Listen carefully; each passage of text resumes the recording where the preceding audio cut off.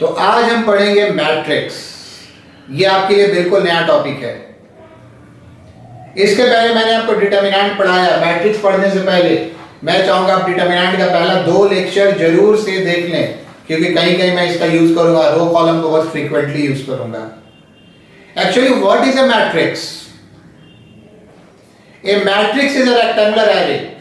Word में बोल रहा हूं, rectangular array of mn elements. Word ध्यान से देखिए, rectangular array ARRAY of mn elements. Obvious है, रेक्टेंगुलर है तो m into n के फॉर्म में होगा ही होगा। ये कहने का क्या अर्थ है? चलिए मैं आपको एक रेक्टेंगुलर एरे बनाता हूं। रेक्टेंगुलर एरे का आप कोई लिटरल मीनिंग नहीं निकालेंगे, कोई हिंदी नहीं, कोई अंग्रेजी नहीं। रेक्टेंगुलर एरे, अब जो मैं लिख रहा हूं वो रेक्टेंगुलर एरे। मान लीजिए मैंने लिखा 40 50 60 30 80 20, ये एक रेक्टेंगुलर एरे है। इसमें कितने रो और कितने कॉलम्स हैं? तो 1 और 2 रो और 1 2 3 कॉलम। इसे मैं लिखता हूं 2/3, लिखता हूं क्रॉस, पढ़ता हूं बाई। क्रॉस पढ़ेंगे तो भी कोई दिक्कत नहीं है। ये रेक्टेंगुलर एरे है। टोटल 1 2 3 4 5 6, 3 गुना 2 कितने एलिमेंट हो गए? 6 एलिमेंट्स हो गए।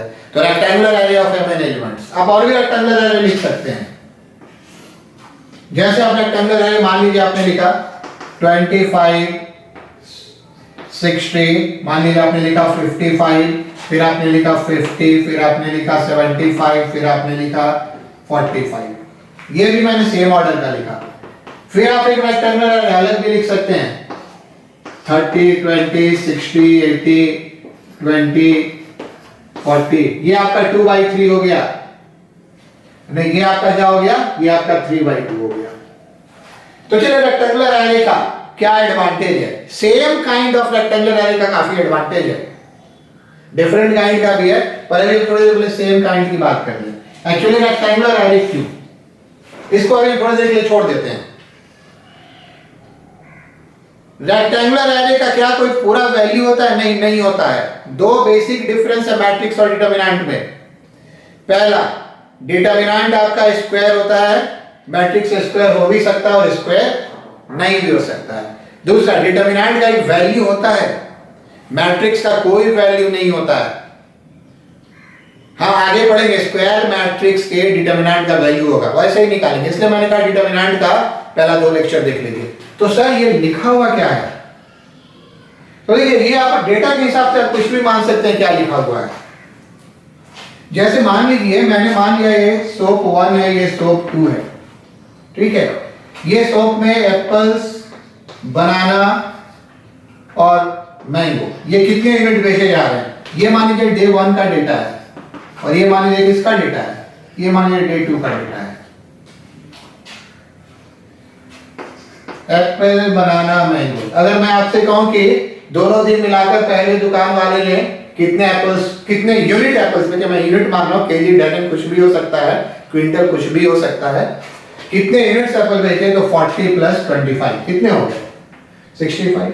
कितने बनाना बेचे? तो 50 + 60 110 यूनिट। तो बेसिकली सीधा को ऐड कर देंगे, ये हो जाएगा मैट्रिक्स का एडिशन। आगे हम बढ़े। आगे अगर हम पूछे कि पहले दिन से दूसरे दिन में कितना ज्यादा या कम कौन सा आइटम बेचा गया, तो आप सब्ट्रैक्शन करके निकाल देंगे।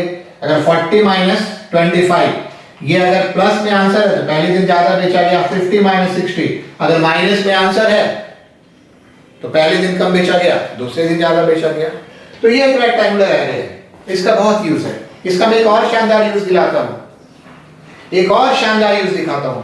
एडिशन सब्ट्रैक्शन तो आप समझ गए, कितना बेचा, ज्यादा या कम बेचा, वो एडिशन सब्ट्रैक्शन हो गया। चलिए सपोज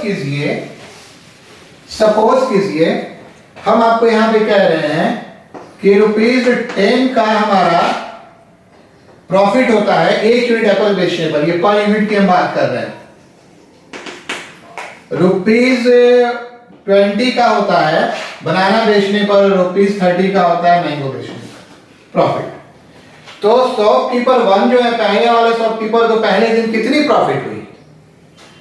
तो आप कह सकते हैं ना 40 × 10 + 50 × 20 + 60 × 30, जस्ट यूनिटरी मेथड एक तरह का है ना।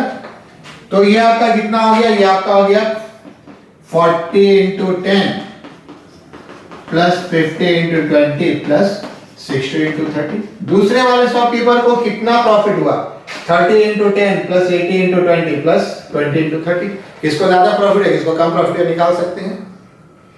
तो ये है रेक्टेंगुलर एरे। अब आपको आई बात समझ में, कोई अपना डिटरमिनेंट जैसा मान नहीं है, फिर भी वेरी वेरी यूजफुल। ये आप लास्ट वाले क्लास में जब मैं एप्लीकेशन में एक आध क्वेश्चन बताऊंगा, मैट्रिक्स मेथड से नॉर्मल इक्वेशन को आप सॉल्व कीजिए, साइमल्टेनियस इक्वेशन, 3 इक्वेशन 3 अननोन्स को। तो अब आपको बात समझ में आने, रेक्टेंगुलर एरे का भी लाइफ में बड़ा एडवांटेज है। अरे आप इसको कुछ भी मान सकते हैं। ये ए बी सी 3 पार्टी है, किस स्टेट में किस पार्टी ने कितनी सीट जीती, दूसरा वाला मान लीजिए पिछले बार कितनी सीट जीती थी, ऐसे कुछ बना सकते हैं। ठीक है, आप बना सकते हैं। ये 2 प्लेयर हैं, उसने पहले दूसरे तीसरे मैच में कितने रन स्कोर किए, तो ये रेक्टेंगुलर एरे है। और उसका जो फिर एनालिसिस होगा, वो एनालिसिस सीखने के लिए मैट्रिक्स से सीखना बड़ा जरूरी है। कंप्यूटर एप्लीकेशन में बहुत जबरदस्त चीज है। आज हायर फिजिक्स में, हायर इंजीनियरिंग में ये सब बहुत यूज होगा। मैथमेटिक्स का तो पार्टी है। तो अभी मैंने आपको बताया कि what is the importance of rectangular array. कुछ बात समझ में आई? हालांकि हम लोग चीज बड़ा मैथमेटिकल है, वो इस तरह का लास्ट में एक आध 2 क्वेश्चंस मिल सकता है, पर आपको कुछ बात समझ में आई क्यों रेक्टेंगुलर एरे इंपॉर्टेंस है। और जो रेक्टेंगुलर एरे है एक्चुअली इसी को हम मैट्रिक्स कहते हैं, और इसके बेसिस पे एक मैथमेटिक्स बनाया गया, उसी मैथमेटिक्स को हम पढ़ने जा रहे हैं। तो उस मैथमेटिक्स का हम टेक्निकल डिफिनेशन देख लें। चलिए उसका टेक्निकल डिफिनेशन देखते हैं क्या होता है। तो उसका टेक्निकल डिफिनेशन होता है, then this is a rectangular array A11, A12, A13, A1n, A21, A22, A23, A2n। Dotted में ऐसे एलिमेंट चलते चले जा रहे हैं, लाइन वाइज आप एलिमेंट लेते चले जाइए। और AM1, AM2, AM3 और एक, तो ये 1 2 3 अब m तक गया तो m रोज, और ये 1 2 3 अब n तक गया। देख रहे हैं यहाँ पे n है, n कॉलम। तो ये पढ़ते हैं मैट्रिक्स है किस ऑर्डर का, ये मैट्रिक्स है m बाई n ऑर्डर का। ठीक है, ये पोजीशनिंग आप समझ रहे थे, ai से बताया था डिटरमिनेंट में, ith रो jth कॉलम। जैसे ये आपका क्या है, ये पोजीशनिंग क्या है, सेकंड रो और थर्ड कॉलम। थ्योरी पढ़ते समय हम लोग यही लिखते हैं। तो टेक्निकल पॉइंट का इतना बड़ा बार बार तो हम लिख नहीं सकते हैं, क्योंकि हम इतना बड़ा बार बार नहीं लिख सकते हैं, तो इसको हम बहुत छोटे में लिखते हैं, aij m by n, aij m by n। ठीक है, छोटे को लिखते हैं, पूरे को एक छोटा सा में लिख दिया।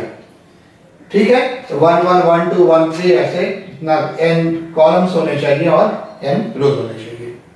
इस टेक्निकल पॉइंट पे बोर्ड एग्जाम में 2 मार्क्स का क्वेश्चन पूछा जाता है। पहले हम उस क्वेश्चन को कर लें, फिर हम थोड़ा आगे बढ़ेंगे। देखिए वो क्वेश्चन क्या होता है।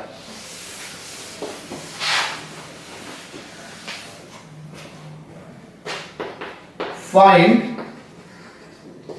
Matrix A aij 2 by 3 defined by aij is equal to 2i minus 3। कुछ भी नंबर हो सकता है, 2i minus 3 है, आपकी मर्जी है। चलिए मैं यहाँ पे कर देता हूँ 4i minus 5j, क्योंकि कभी कभी लोगों को लगता है ना 4i minus 5j कि सर 2 3 तो 2 3 कोई भी नंबर हो सकता है, i square plus j square, i square plus j square, 2i square plus 3j square. तो ये क्वेश्चन आता है बोर्ड में, तो इसको आप समझेंगे। ये क्वेश्चन सिर्फ आपके मैट्रिक्स के फॉर्मेशन के सेंस के लिए है। इसमें कितने रो और कितने कॉलम है, तो 2 रो और 3 कॉलम है। तो देखिए अगर 2 रो हैं तो A11 A12 और 3 कॉलम है, तो आपको यहाँ पे A13 तक लिखना होगा, क्योंकि ये कॉलम को दिखाता है। और A21 A22 और A23, ये हो गया पहला रो, दूसरा रो, पहला कॉलम, दूसरा कॉलम, तीसरा कॉलम। अब ये ij ij ij ij ij ij कैसे डिफाइन है, 4i minus 5j। तो अब कैसे इसको डिफाइन करेंगे, 4i minus 5j, 4 into 1 minus 5 into 1 ये कितना होगा, 4 इंटू 1 माइनस 5 इंटू 2 ये कितना होगा, i और j, 4i minus 5j, 4 into 1 minus 5 into 3, आगे बढ़िए, ये कितना होगा, i j, 4 इंटू 2 माइनस कितना हो गया 5 इंटू 1, ये आपका कितना होगा, दोनों 2 और 2 है, 4 इंटू 2 माइनस 5 इंटू 2, और फाइनली क्या होगा 4 इंटू 2 माइनस 5 इंटू 3। अब आप इसको सॉल्व कर लीजिए, सॉल्व करने पर आपका ये क्या आएगा, ये आप देखिए ध्यान से, 4 minus 5 minus 1, 4 minus 10 minus 6 and 4 minus आपका कितना 11, 4 माइनस 15 कितना हो गया माइनस 11 माइनस 6, ठीक है। फिर देखिए आगे 8 माइनस 5 कितना हो गया 3, 8 माइनस 10 आपका कितना हो गया, 8 माइनस 10 आपका हो गया माइनस 2, और 8 माइनस 15 कितना हो गया माइनस 7। ये आपका एक मैट्रिक्स फॉर्म हो गया। जो एग्जाम में ध्यान रखना है वो 3/2 और 2/3 गड़बड़ नहीं होना चाहिए। अगर मान लीजिए आप ऐसे लिख देते a11 a12 a21 a22 a31 a32, तो आप देखिए यही आपका गलत हो गया, ये 3/2 है, ये 3/2 है, गिनकर तो आप इसको काउंट करके तो आप पकड़ ही सकते हैं 1 2 3 और 1 2, लेकिन ये 3/2 ये 3/2, तो ये गलत हो गया, ये 3/2 मैट्रिक्स हो गया। इसको ध्यान रखना, अदरवाइज ये आसान क्वेश्चन इजी सेक्शन का क्वेश्चन माना जाता है। तो अभी तक हमने आपको क्या सिखाया, पहला बताया कि मैट्रिक्स क्यों पढ़ते हैं, कुछ आपको एग्जांपल्स दिए प्रैक्टिकल लाइफ के, फिर बोला टेक्निकल डिफिनेशन क्या है। पूरा एक मैथमेटिक्स का एक नया लैंग्वेज है। किसी भी नए लैंग्वेज में सबसे पहले हम बताते हैं कि वो इक्वल कैसे होता है। जैसा आपको वेक्टर के बारे में बताया गया, दो वेक्टर कब बराबर होता है, जब उसका डायरेक्शन सेम हो, मैग्नीट्यूड बराबर हो। तो सबसे पहले अब हम सीखेंगे कि ये मैट्रिक्स, दो मैट्रिक्स कब इक्वल होता है। बट उसके पहले एक और छोटी सी बात हम आपसे पूछ लें, क्योंकि वो m/n पे रिलेटेड है। एक क्वेश्चन कभी कभी आएगा कि एक मैट्रिक्स में 12 एलिमेंट्स हो तो कितने तरह के मैट्रिक्स फॉर्म किए जा सकते हैं, ठीक है, कितने तरह के मींस कितने ऑर्डर के। तो देखिए mn एलिमेंट्स, दो नंबर का प्रोडक्ट है, दो इंटीजर का प्रोडक्ट है, तो 12 को आप कैसे लिख सकते हैं, 1 into 12, 2 into 6, 3 into 4, फिर उल्टा भी आप लिखेंगे 4 into 3, 6 into 2 और 12 into 1। इसलिए उल्टा लिखेंगे, अभी मैंने कहा ये 2/3 और ये 3/12 मैट्रिक्स होता है। तो 12 एलिमेंट्स को दो पार्ट में हम ऐसे ब्रेक कर सकते हैं। तो अगर किसी मैट्रिक्स में 12 एलिमेंट्स है तो 1 2 3 4 5 6, ये डिफरेंट ऑर्डर्स लिखे हैं, 1 2 3 4 5 6, टोटल 6 तरह के मैट्रिक्स लिखे जा सकते हैं। ये भी 1 मार्क्स का क्वेश्चन आता है, फिल इन द ब्लैंक्स में या चॉइस में, ठीक है। तो चलिए आगे देखते हैं इक्वलिटी ऑफ टू मैट्रिसेस। तो let's see what are conditions for equality of two matrices. दो मैट्रिसेस कब बराबर माने जाते हैं, there are two conditions equality of two matrices. First same order and second condition all corresponding elements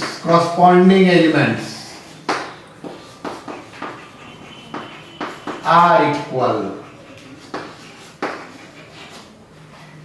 For example, अगर मैं आपसे कहूं a b c 3 4 minus 4 5 बराबर 0 3 minus 10 x y z है, तो आपका क्या हो जाएगा, पहले देखिए ऑर्डर सेम है ना, ये भी आपका 2/3 है और ये भी आपका क्या है 2/3 है, दो रो है और 3 कॉलम है, तो क्रॉस, ठीक है, सेम ऑर्डर है, इस पे ये बराबर हो सकते हैं। और बराबर का क्रॉसपॉन्डिंग एलिमेंट a11 तो a11, a12 तो a12, a13 तो a13, लाइकवाइज a12 a22 और a23। तो आपके आंसर्स क्या हो गए, a0 b3 c minus 10 x again 3 y minus 4 z 5। अगर मैं आपसे पूछूं कि क्या 2 3 4 3 4 5 अगर ये बराबर है a b c d e f तो ABCDF का क्या मान होगा? तो सीधे लिखेंगे नो सॉल्यूशन, ये बराबर हो ही नहीं सकते क्योंकि इनका ऑर्डर ही गलत हो गया। फर्स्ट वाला आपका 2/3 ऑर्डर है, 2 रो है और 3 कॉलम है, और सेकंड वाला क्या है? सेकंड वाला 3/2 है। तो कंडीशन हमारा क्या है?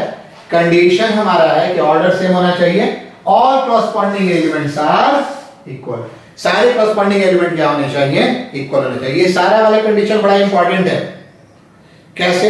आप देखिए क्वेश्चन आता है एग्जाम में और नॉर्मली हम लोग उसमें गलती कर देते हैं, लगता है अच्छा हमने क्वेश्चन बना लिया। जैसे कि इस तरह का क्वेश्चन कभी कभी आपको मिलेगा, if lambda square minus 1 3 5 2 lambda is equal to 3 3 5 5 find lambda, find lambda. तो इसमें देखिए ये 3 तो 3 से बराबर है, ये 5 तो 5 के बराबर। चेक करना जरूरी है, अगर ये बराबर नहीं मिला तो गेम यहीं पे ओवर, लैम्डा सर नहीं होगा, खत्म हो गई बात। अब आप जब इस दोनों को बराबर करेंगे पोजीशन A11 तो क्या मिलेगा?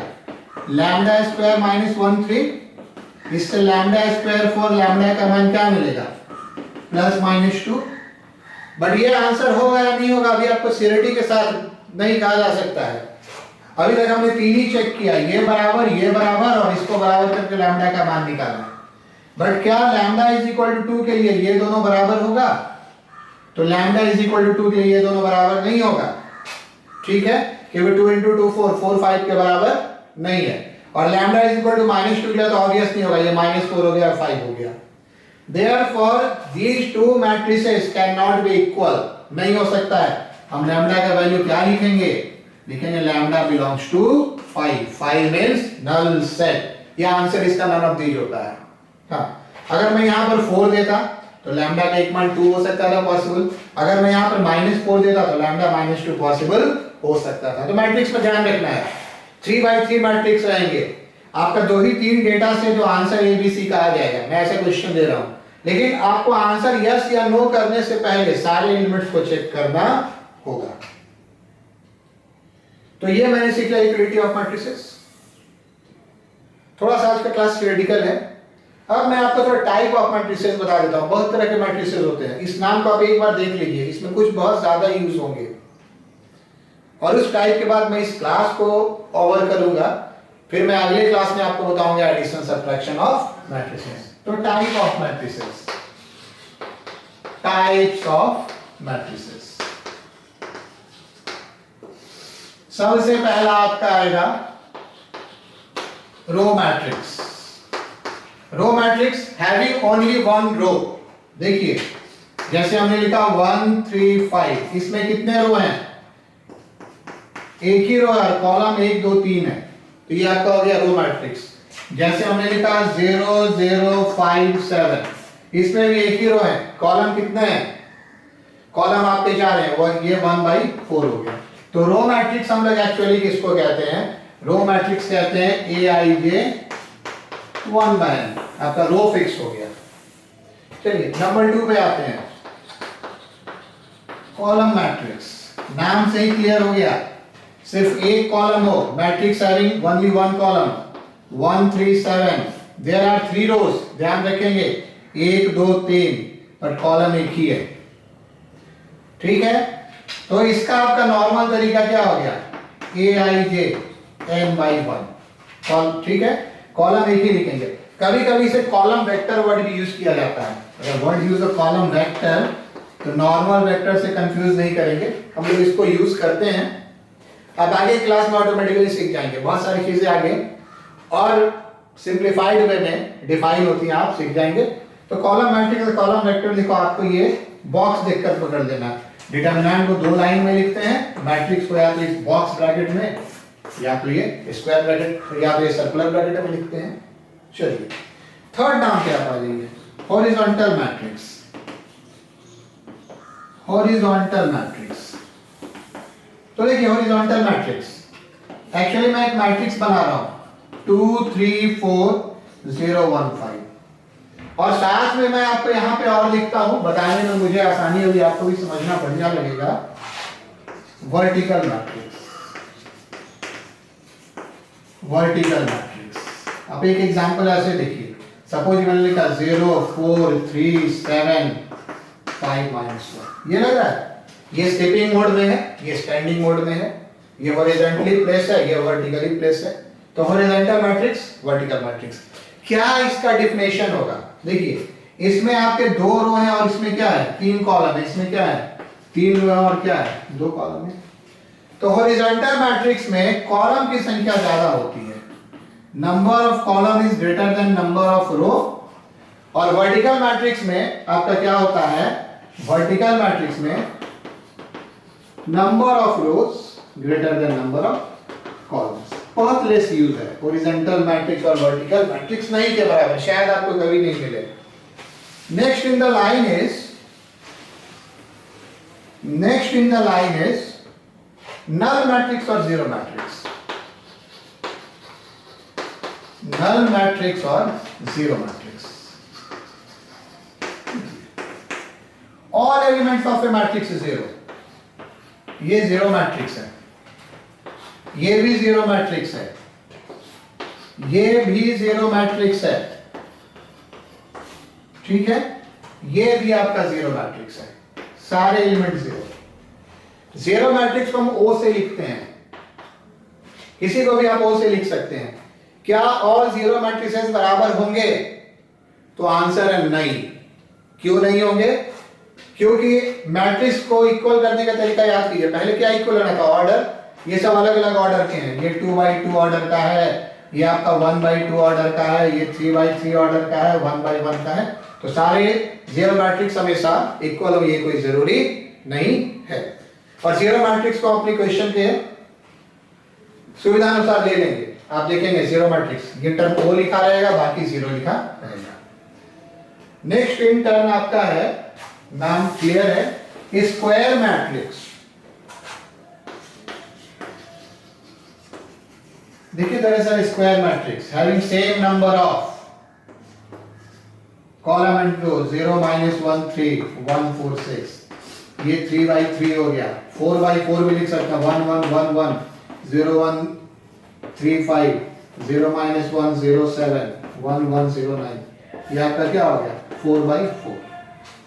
तो एक स्क्वायर मैट्रिक्स को हम लोग कैसे लिखते हैं, aij n/n, और सिंपल बोलते हैं square matrix of order n। Square word क्या दिया, तो पहला n तो दूसरा भी क्या हो गया n, उसमें दोनों n/n बोलने की जरूरत नहीं है, बोल भी सकते हैं और नहीं भी बोल सकते हैं। तो ये आपका कितना नाम हो गया, ये आपका 6 नाम हो गया। अभी 4-5 नाम आपको अभी और बताएंगे, और उससे पहले बढ़िया होगा कि आप ये वाला बात समझ लें, diagonal elements of A square matrix.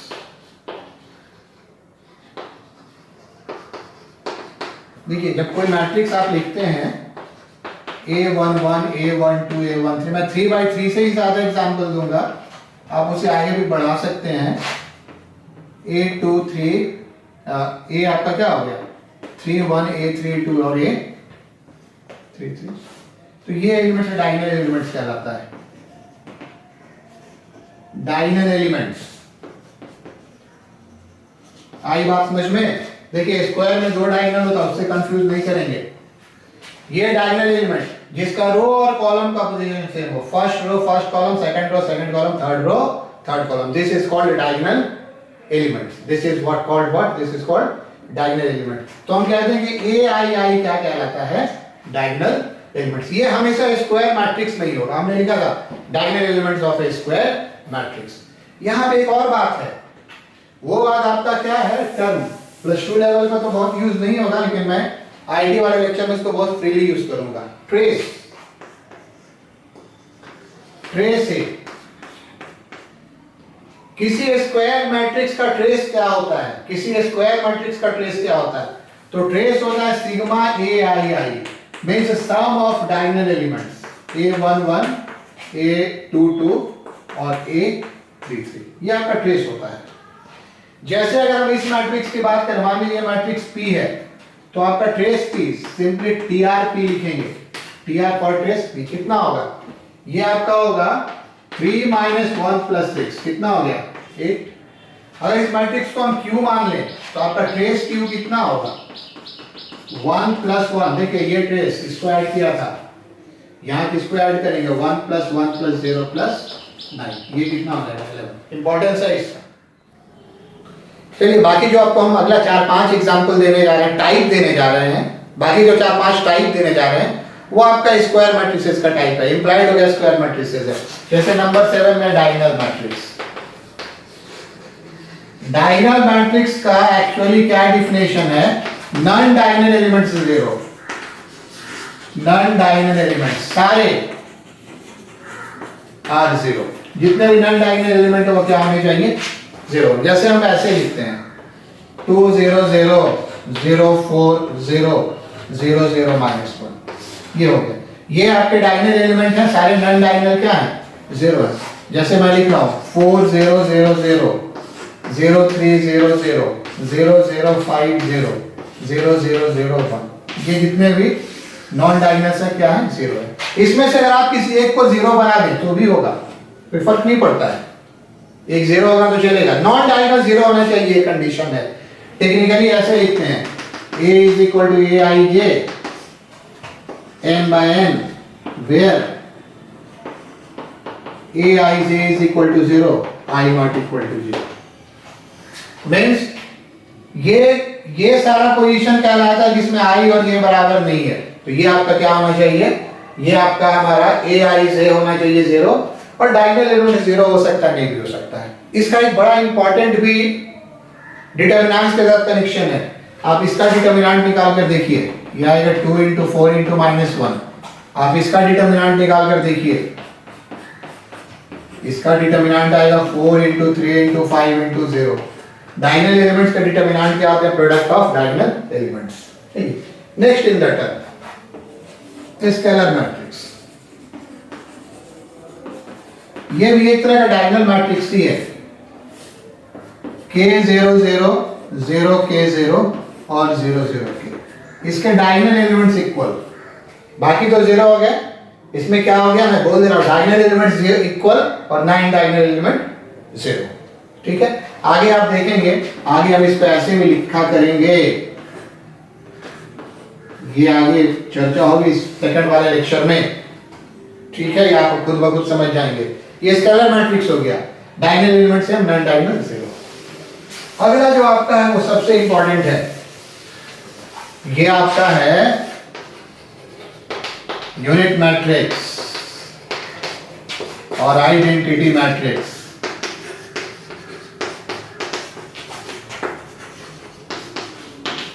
देखिए इसमें क्या होता है 1 0 0 1, ये यूनिट मैट्रिक्स है सेकंड ऑर्डर का। 1 0 0 0 1 0 0 0 1 यूनिट मैट्रिक्स है थर्ड ऑर्डर का। बात समझ में आ रही है, हम लिखते जा रहे हैं और आपको बात समझ में आ रही है। 1 0 0 0 0 1 0 0 0 0 1 0 यूनिट आइडेंटिटी मैट्रिक्स। ठीक है, diagonal elements 1 and non diagonal elements 0, सीधा कोई प्रॉब्लम नहीं है। स्केलर में ये वैल्यू कुछ भी हो सकता था, जो भी आपका स्केलर है वो डायगोनल है, जो भी यूनिट है यूनिट स्केलर भी है और डायगोनल भी है। इसके बारे में जो सबसे स्पेशल फीचर पढ़ेंगे, किसी मैट्रिक्स से मल्टीप्लाई करेंगे तो उसका वैल्यू वही रहेगा। इसको हम आई से भी लिख सकते हैं, कभी कभी सेकंड ऑर्डर के लिए I2 लिखते हैं, थर्ड ऑर्डर के लिए I3 लिखते हैं, फोर्थ ऑर्डर के लिए I4 लिखते हैं, सिंपल I भी लिख सकते हैं। O0 के लिए और I यूनिट के लिए, ये दोनों स्पेसिफिकली फिक्स कर दिया गया है। चलिए दो आपको और बता दें, ये आपका होगा नंबर 10 अपर ट्रायंगुलर मैट्रिक्स। सारे स्क्वायर मैट्रिक्स हैं, तो देखिए अपर ट्रायंगुलर मैट्रिक्स क्या होता है। अपर ट्रायंगुलर मैट्रिक्स में पहले मैं नाम लिख लूं, एग्जांपल लिख लो 2 3 4 0 4 1 0 0 3। अब ये आपका डायगोनल एलिमेंट हो गया, और अपर ट्रायंगुलर मैट्रिक्स में बिलो वाला ऑल 0 होता है। एक्चुअली ये कहने का क्या है कि इसके ऊपर नॉन जीरो भी हो सकते हैं, इसका नाम दिया गया अपर ट्रायंगुलर मैट्रिक्स। यहां जीरो भी हो सकता है, नॉन जीरो भी हो सकते हैं। तो डायगोनल के ऊपर कोई भी नंबर हो सकते हैं, इसलिए इसका नाम दिया गया अपर ट्रायंगुलर मैट्रिक्स। लेकिन डायगोनल के नीचे क्या होंगे, डायगोनल के नीचे सारे क्या होंगे, 0 होंगे। और तो आप खुद से समझ गए होंगे। लोअर नंबर 11 है लोअर ट्रायंगुलर मैट्रिक्स। तो देखिए इस लोअर ट्रायंगुलर मैट्रिक्स में क्या होगा, चलिए 4 ऑर्डर लिखते हैं। 4 0 0 0 3 4 0 0 4 1 3 0 7 0 1 8 कुछ भी 1 2 कुछ भी लिख लें। इसमें देखिए डायगोनल एलिमेंट है, लोअर में कुछ एलिमेंट 0 नॉन 0 हो सकते हैं, अपर वाला पूरा क्या होगा, अपर वाला पूरा क्या होगा, ऑल 0। यहां भी एक बड़ा स्पेशल फीचर है। आप मान लीजिए ये हम ए मानते हैं और ये मान लीजिए हम बी मानते हैं। आप डिटरमिनेंट ए निकाल कर देखेंगे खुद से, ये आएगा 2 × 4 × 3 डायगोनल की तरह, और यहां भी आप डिटरमिनेंट निकाल कर देखेंगे, ये आएगा 4 × 4 × 3 × 2। So that's all about the basic। आज हमने सीखा क्यू रेक्टेंगुलर एरे क्या होता है, कैसे टेक्निकली डिफाइन करते हैं, इक्वल कब होता है, और डिफरेंट टाइप के मैट्रिक्स कब होते हैं। अगला चैप्टर से हमारा पूरा चैप्टर मैथमेटिकल होगा, फिर भी मैं इसमें कुछ क्वेश्चंस आपको दे रहा हूँ, वो आप करेंगे, ठीक है। और सेकंड आप बहुत जल्दी ही देख सकते हैं, इसमें बस एक बार देख लेना था। Okay, thank you.